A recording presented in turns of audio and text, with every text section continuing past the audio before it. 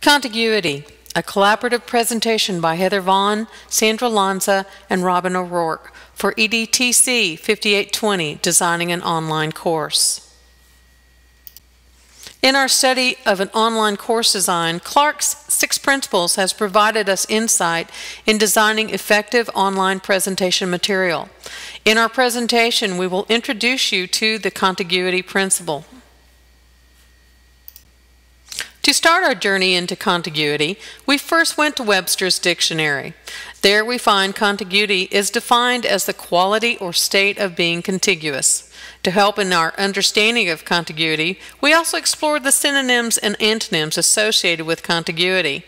With that in mind, we move on to the principle of contiguity. The principle of contiguity, as discussed by Moreno and Mayer and other research, is further defined as 2 specific areas of contiguity, spatial and temporal. While spatial contiguity deals with text and graphics, temporal deals with graphics and audio. Both concern the relationship that text and audio have in conjunction with graphics. Both explain the importance of integration between these 2 types of information. From our textbook, we have learned there are many things in practice that we need to do to help with our contiguity on our graphic and text presentation. You want to minimize that extraneous cognitive load by using color, fonts, closely aligned graphics, and screen area for feedback. You want to use bolding. In our research, we also found a phenomenon called the split attention effect. This effect provides insight into why the spatial contiguity principle is so beneficial in effective online presentations. Essentially, the split attention effect describes how the working memory load is reduced when components of the instruction are not closely integrated.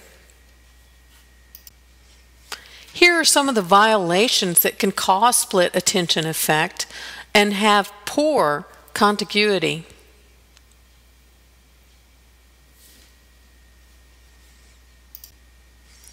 We will now show you some examples of good and poor contiguity. First, we're going to deal with spatial contiguity. In this slide, we introduce a good and poor example of spatial contiguity. On the left, we show how the anatomy to be learned and the corresponding terms are closely integrated, while the image on the left shows terms located at the bottom of the image with an added problem of a legend. The overall memory capacity is overloaded in this image, decreasing the learning ability. Here we have another good example of good spatial contiguity. In this slide, you can see how the text is closely integrated with the area that it's related to. As you can see from this graphic, this is an example of poor spatial contiguity. The image has numbers that relate to the areas, but then the student must go back and forth from one slide to the other to relate the information. This example shows poor contiguity. Temporal contiguity deals with the correlation of audio or spoken word with the graphic slide or illustration.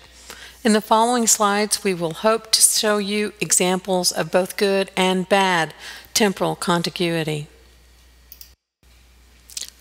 Durga symbolism. Number 1 shows the whole world is at her command, and this weapon destroys evil. Number 2, the sword symbolizes knowledge. Number 3, her 10 arms symbolize the 10 directions of Hinduism and her ability to protect devotees from all directions. This is an example of good temporal contiguity. The information is given when the graphic or picture is seen by the student. A poor example would have the student hearing the audio portion. The conch symbolizes the word OM she holds onto God in the form of sound. Number 6, she defeated a demon that was terrorizing the earth. This information would then have to be referred back to a previous slide. This is a poor example of temporal contiguity. In all the research that we did, contiguity is considered to be an essential part of effective learning. As early as the 1700s, contiguity was considered a key principle in comprehension and reasoning. So in summary, we wish to remember David Hume, recognized as a precursor of contemporary cognitive science and who first recognized the importance of contiguity in his principles of ideals. We hope we've helped you understand this principle, this very important principle of effective learning, contiguity. Thank you.